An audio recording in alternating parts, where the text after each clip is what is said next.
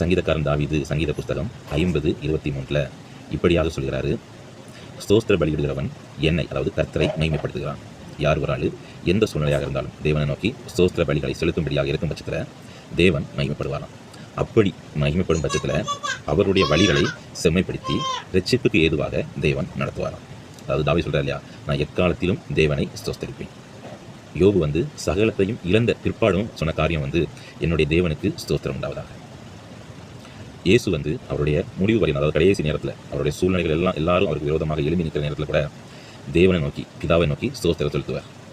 நம்ம வாழ்க்கையில் இல்லாதவைகளை ஒதுக்கி வைத்து விட்டு, அதாவது எனக்கு அது இல்லை, இது இல்லை, அவங்க அப்படி இருக்காங்க, இப்படி இருக்காங்க, என்னுடைய வாழ்க்கையில் மட்டும் சில காரியங்கள் கிடைக்கப்படல, அதே மாதிரியான காரியங்கள், அதே மாதிரி நினைப்புகள்லாம் ஒதுக்கி வச்சுக்கிட்டு தேவனை நோக்கி எந்த சூழ்நிலையாக கேட்டு ஸ்தோத்திரம் செலுத்துவோம்.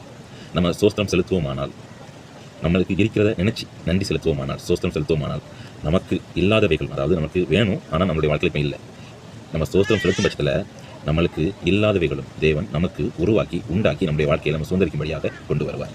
அதனால் நம்முடைய வார்த்தை புலம்பலாக இருக்கக்கூடாது, ஸ்தோத்திரமாக இருக்கணும். அது தேவனுக்கு நாம் செலுத்துகிற பலி. அதனால் எந்த காரியத்தை குறித்தும் சோர்ந்து பார்க்காதீங்க, புலம்பாதீங்க. குறிப்பாக கர்த்தரை நோக்கி ஸ்தோத்திரம் செலுத்துங்க. உங்களுடைய வாழ்க்கையில் தேவையான காரியம் ஸ்தோத்திரத்தின் நிமித்தமாகவே தேவன் உங்களுடைய வாழ்க்கையில் நிச்சயமாகவே கொண்டு வருவார். விசுவாசிங்க, பெற்றுக்கொள்ளுங்கள். ஆமென்.